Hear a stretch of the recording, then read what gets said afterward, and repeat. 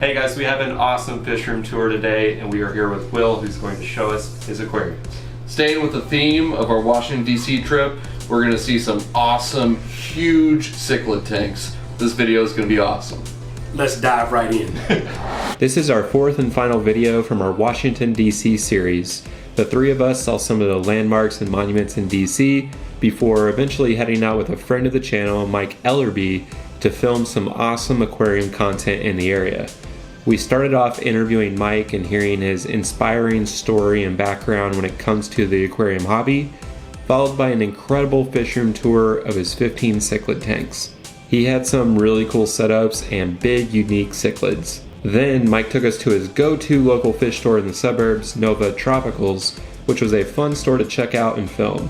It also had a massive 500-gallon cichlid tank and many other cichlids to see, so it was a great day altogether. But Mike had one more stop planned out for us, and we're really glad he did. Mike's friend Will is big time into the hobby as well, and he has progressively grown his tank setups and fish room. Today we're going to check out his 5 large cichlid tanks, which have some of the biggest cichlids we've seen in person, and just wait until you see the Jack Dempsey and the Oscars. We were super thankful for Mike connecting us and letting Will show off his impressive aquariums. I'll let Alex start us off here. So, Will, this is kind of the first tank we see when we come down to your basement. I know you got a lot of tanks down here, but this is kind of a really big, nice tank. It's 125 gallon full of Amuna. So I have about 32 Amuna in there right now. Got 4 fish that I counted that are still holding right now, so I'm hoping to get a whole lot more.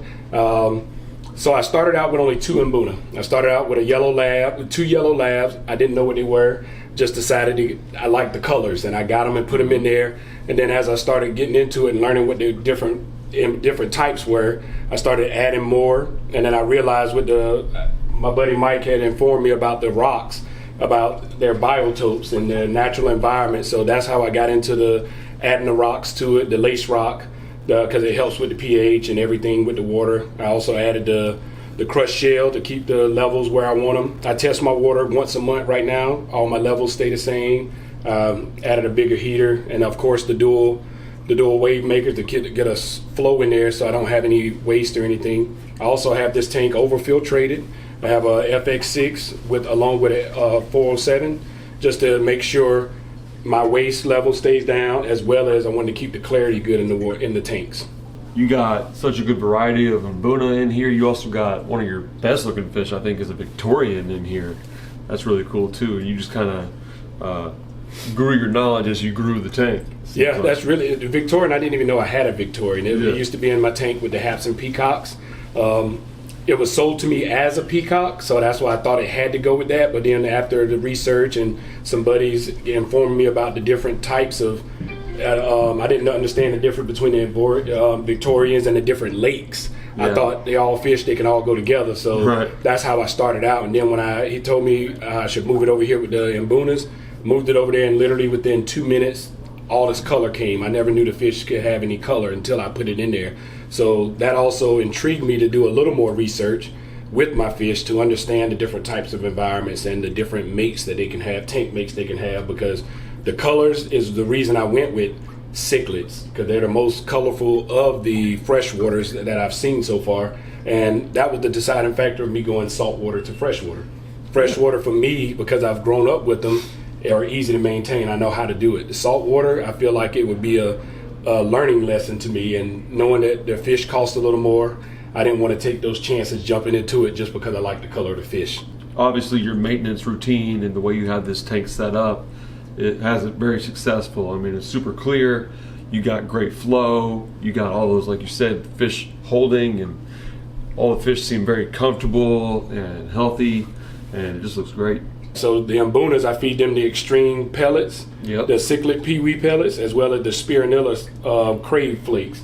And those were the 2 ones that they've actually grasped to, and their color popped with those and everything. And they're the only ones of my cichlids that get any flakes.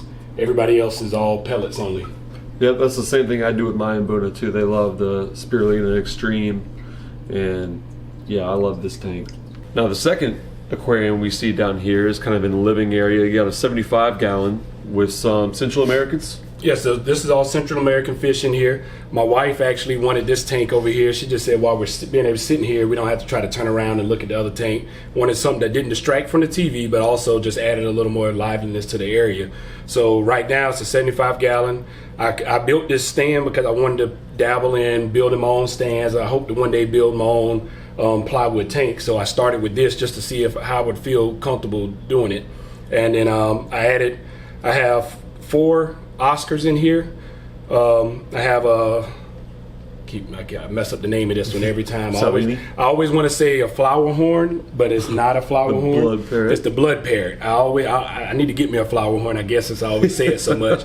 And then I also have 2 Salvinis in here. The Salvinis are hope they'll breed. This is supposed to be their tank only, but I decided to move the other ones down here to make it a little lively. And because I noticed they stayed inside everything, so with the other fish, it actually brings them out more. And the one thing you really notice about this tank is it's super clear. This is probably my clearest one, and a part of me think it's because this is one I bought brand new. Okay. So it was not a used tank where people had scratched it up, and I didn't know how to do the polishing and all. So this was a brand new one, so it's all fresh the way it is right now. Yeah, it looks great. And you have a fish room. You have Yes. a little sitting room. Oh, so yes, my you pride want to and lead us joy. over there? All right, well, so starting off in this fish room, we got to start with this tank. It's already my favorite tank, and I think the viewers are going to understand why. It's pretty fast. So this is a 250 gallon tank of South American only fish. So I have 2 Oscars in here. One is my baby, as people will say. That is the tank boss of all the tanks. I've had him the longest, had him 5 years, bought him when he was no bigger than my pinky finger, and now you can see the size he is. He's frying pan ready, as my uncle likes to say, but he'll never go there. So I also have 3 Jack Dempseys, probably one of the biggest Jack Dempseys I've seen. I bought him when he was a lot smaller. I think he meshed well with the other fish in there to where he was comfortable. He grew out. My Texas cichlid has gotten huge. I actually just realized it today. Haven't seen her in a little while. And then I have some convicts in here that I started out. They were my experimentation fish. Didn't know what they were. Put them in there. They started having babies and realized, yeah, they're not the ones I want anymore. Put an iridescent shark in here. It was a rescue from the fish store. I'm just trying to be careful that I don't overpopulate the tank too much because I like it the way it is. For sure. Also added some angelfish just because I wanted some color. I know the angelfish like to hang near the top a lot and they like to school together, so I put 6 in there. Lost one over the time, but I still have 5 of them, and they've grown immensely since I put them in there. So that's pretty unique. So they're able to pretty much cohabitate with the monsters you have in here? Yes, they have no issues at all. None of them have bothered any of the fish. Like, I was worried about the convicts nipping at their fins and all. They actually haven't bothered. The only time the convicts bother anybody is when they drop babies, which one of my convicts just dropped some babies inside the log there. We just saw them. I saw 2 or 3 of them last night, so they dropped some babies in there. I'm hoping. But your convicts are breeding? My convicts are breeding. So I thought I was smart, and I thought I got rid of all the females. I was going to only just keep the males, but I have 3 males and 1 female. Somewhere in the movement of it, I didn't realize I had left a female, but obviously I did. And then, luckily, I looked at y'all page, and I saw one of your fish, the blue acara. My wife, I showed it to my wife. She loved it so much that I had to find it. So I literally went and found one, and I told her, if it does good with these fish, I'm gonna add more because I saw the tank y'all have, and those fish are beautiful, and my wife fell in love with it, so I had to add it. Troy will like that. And then I added 2 catfish. So I have 2 catfish because I have a pleco in there, one of the common plecos. He's gotten so huge to where I honestly didn't know how much longer I was going to be able to keep them because they're messy. They make a mess, and right. I got tired of that. So after some research, talking to the guys at the fish store, they said catfish are good. So I added 2 catfish, and they have kept the bottom of the tank fairly pristine. Yep. When I vacuum the bottom of it, I barely get anything off of it because they're doing their job. It's great. Clean. Absolutely. Kind of self-sustaining ecosystem there. Yes, sir. And then you got the green terror right here, gold Yes, Psalm. the green terror. So, like, for me, I'll be honest with you. A lot of times, I keep a running list because it's hard for me, because I've gotten so many fish now, it's hard for me to remember the names of all of them. Certain ones that stand out to me, I remember the names. So I'm actually just ordered this new tracker that I'm going to put up on the wall over each tank that shows, it's broke down the columns. It's going to show the scientific name of the fish, the common name, Nice. and what area it's originally from. So that way, because we got a lot of little kids in the neighborhood, they've gotten into the fish tanks. A lot of their families have gotten fish because of this. So I'm gonna use it as a way to teach them about it. So if it's something they want to get into, at least they'll know what type of fish they got. And I told their parents, I don't want you to have to go through what I went through losing a lot of fish, because I've probably lost over in the last 5 years, maybe 60 or 70 fish total, but it was because of my ignorance of not knowing and not doing the research to actually understand the types of fish that can breed and cohabitate together with each other. Right, yeah, I absolutely love that idea. Only helps the fish. Exactly. So it's a win-win situation. So my big takeaway with this tank is obviously, I mean, that Oscar is one of the biggest Oscars I've ever seen. And Jack Dempsey's are true to my heart, and that is by far the biggest Jack Dempsey I've ever seen. How big do you think it is? Probably a foot? Yeah, he's probably about a foot. Yeah, maybe even a little bit bigger. About a And foot, he's yeah. thick. Very thick, yeah. He's real thick, and his strike, when he strikes, it is scary, because he struck the Oscar one time where I went on a 3-day trip. The automatic feeder I put on, batteries had died, didn't realize it. So I came back and they had went 3 days without eating. So when I dropped the pellets off in there, the Oscar went for it, and the Jack Dempsey hit him so hard I thought I was going to have to literally take him out and separate it. Of course, every time I see him do something, it makes me research even more, and I realize they're really aggressive type fish. They strike hard, but as long as they're with the right fish, they're mild-mannered. Named after the boxer Jack Dempsey. Exactly. Likes to strike hard. I actually think it's a female, by the way.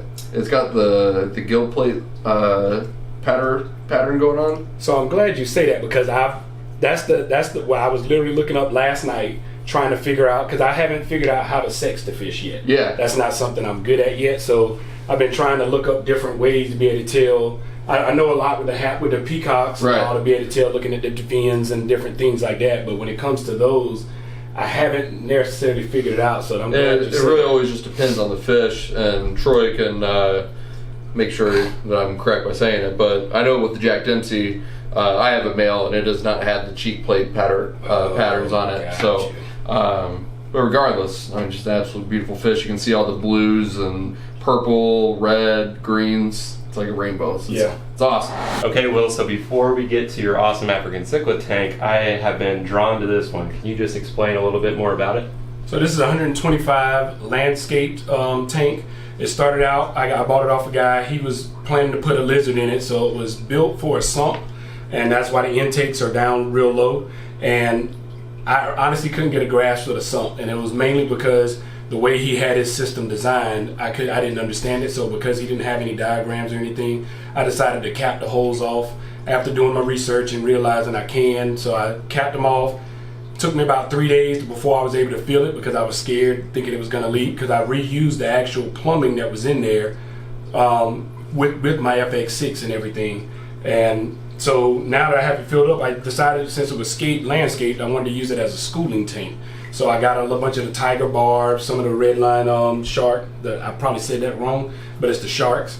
I got a bunch of different breeds of the barbs. So I wanted the tiger barb. My wife liked the blue, so I added the blue ones. And as I go along, I'm trying to find different things to put in there. Believe it or not, there's actually 2 crabs in there. Just added a pleco in there to keep the bottom of the sand. I left this one with sand just because it was easier to maintain with the schooling fish, and it just looked a lot better with the environment, with the way everything is designed. Yeah, and I really like it. It's almost like an Asian jungle theme for a lot of these, like the denizen barbs, the roseline sharks that you mentioned, the tiger barbs, and some of these other fish could all be found in the Asia jungles and streams.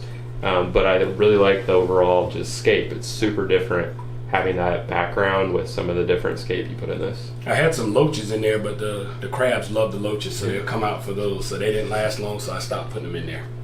Yeah, but I see a couple South American fish with the Buenos Aires, and I see a cichlid in there with the ram.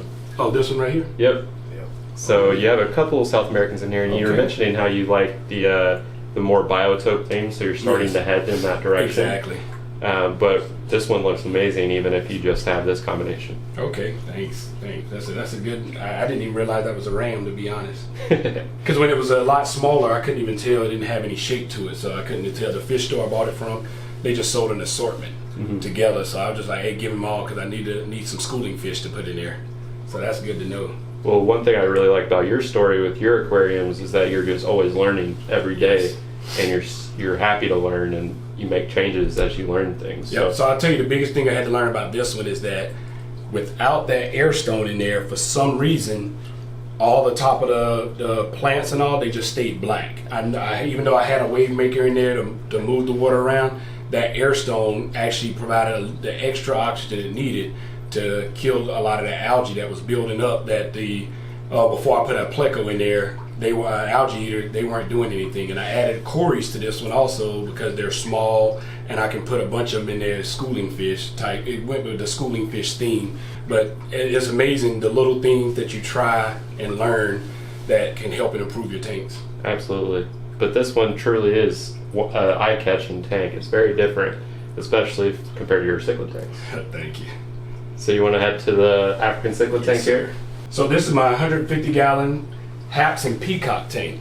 So originally when I started this tank, it was actually all the Amunas, the Haps, Peacocks, everything was in one tank because I didn't understand. And like I said, this has been a learning journey. So understanding, even though they're all from the same lakes, same areas, I didn't know that the Amunas are the more aggressive type that will actually beat up some of the Haps and Peacocks. Even though these are much bigger fish, I didn't understand that. So then once it was brought to my attention, and like I said, my buddy Mike enlightened me on some of those things, and then rather than him just telling me a lot of stuff, he'd tell me where he looked at so I could go do the research and figure it out. So then I decided to keep all those together.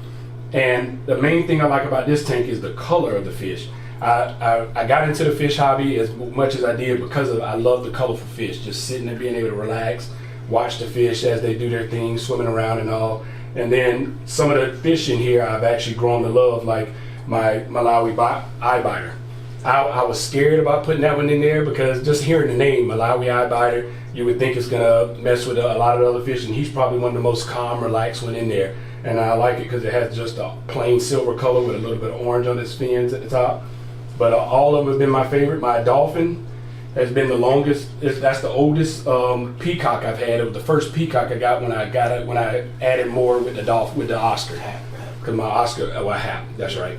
My Oscar was my first one, and then the dolphin was the next one I got. And then I didn't realize why the Oscar kept chasing him because he was small, and I realized that if the Oscar could fit him in his mouth, he's going to eat him. So then I had to separate, and he's grown immensely, and that's my number one fish in the whole tank at the dolphin. I was about to point him out, so I'm glad you did. I love blue dolphins. I also like this guy, the star sapphire. Oh yes, and he has a little bit of chipping coming in already. I got him by accident because I ordered another dolphin, and they sent me the blue sapphire. And it was the guy called me, and he was like, "Look, you can keep it, or I can just." I told him I'd keep it to see because I liked it blue with my theme. I was going with a lot of the blue fish.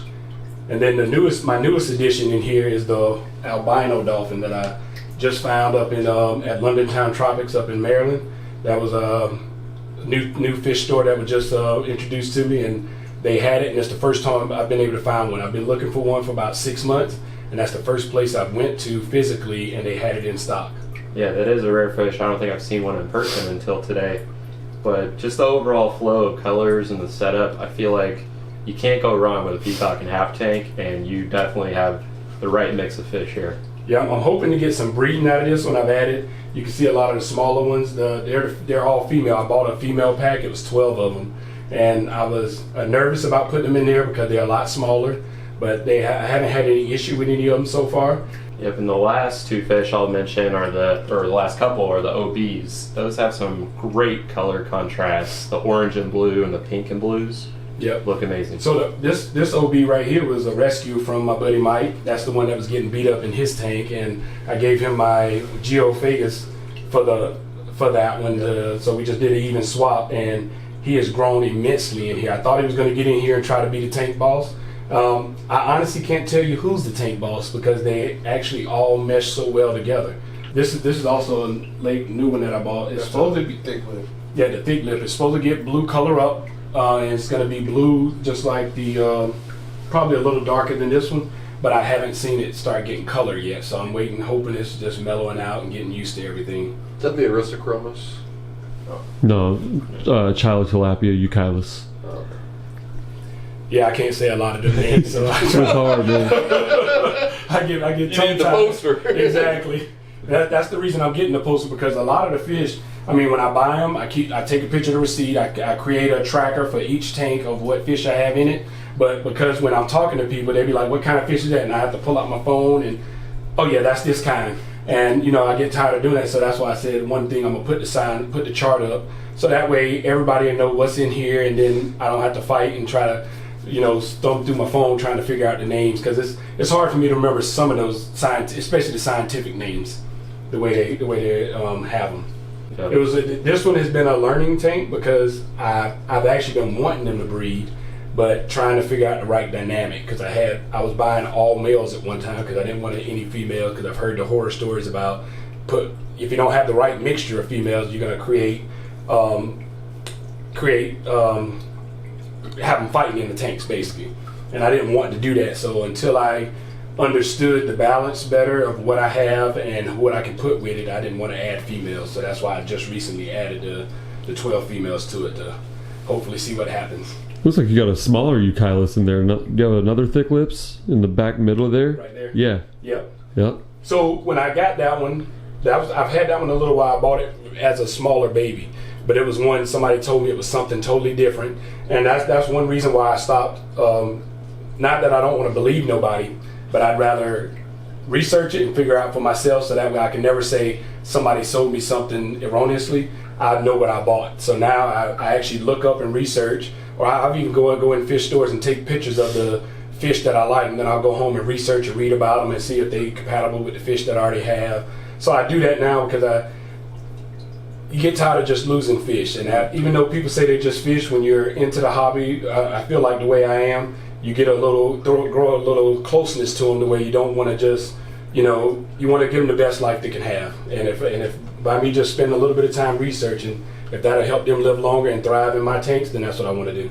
And you mentioned how this is kind of like a learning tank, and you've been experimenting for a lot of these setups, but I think that's a really powerful message just to a lot of the viewers of our channel, is just to research the best you can and learn as you go, so that, yeah, you won't be losing those fish and you'll just have a more enjoyable experience in the hobby. But I love the level of experimentation that you've got going on here, and the tank sizes are great. So Thank you.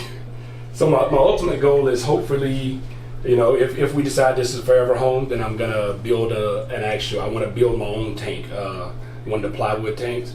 But I really want to knock a wall down and make it like literally a double-sided viewing. So if you walk into the hallway, you can see it, and then when you go inside the room, you can see it. But then all my filtration, everything's hidden, which is another reason why I want to get into the sumps, to learn about it, because I feel like if I go that route and do something that big, the sump would probably benefit me better.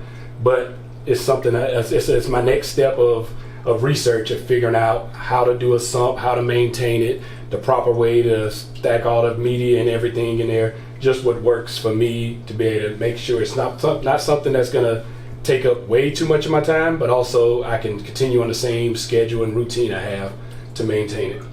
yeah, I love that. Everyone grows in the hobby in their own ways and directions, and you know, if a plywood tank is that for you, absolutely do it. I would love to do it myself. These tanks are already pretty awesome for, you know, what you said you've changed and updated over the years. So just really happy you're able to share these with us, and also just to explain how you guys kind of have a community here in Washington, D.C. with you and Mike and some local fish stores, hoping to share a little bit more of that out with the public and get a bigger community of people out in the aquarium hobby. Exactly. And then even like this room, you know, Mike created the Six Psyche, just trying to figure out a way to bridge the fish community that can actually, I don't want to say mess with people's psyche, but actually show them that there's other things they can do to be able to stay at home, have a hobby, but also it's relaxing and therapeutic. For me, this is where I come and sit to just, me and my wife will come in here, sit, and we'll just relax and decompress for the day. Like, we'll talk about a thing, have a couple minutes where we talk about work, and then it's just about everyday life. We'll just have general conversation, or we'll just come in here sometime. I'll turn off all the lights, just leave my fish light on, and just look at the fish. And it's amazing how relaxing it is, that I didn't even realize how relaxing it is. And once I started doing that, we got this room, and you know, even working with Mike with his wonderful setup he has, I just realized that's what inspired me to do my own fish room, his fish space that he did. And I sat there for about 30 minutes and I was like, man, this is awesome. I said, I need this in my own space. And this was going to be my gaming room, and I nixed that immediately for the relaxation, the peace. And it's a whole nother level to it, which that's why I think the Six Psyche, the name just works so well, because having psyche in there, don't need to be taken literally like a lot of people take it. It's just about your own inner peace and where you get your relaxation and your just release, how it is. So that's what this room has brought to me. The fish have brought, and I'm thankful for it. I'm gonna continue as long as my wife approves of it. I'm gonna be in it. Yeah, well, I love that. I love the message. You've been a great host. We appreciate it, and it's been awesome seeing all your fish tanks, and especially the cichlids. Thank you, greatly appreciate you. Thank you, Will.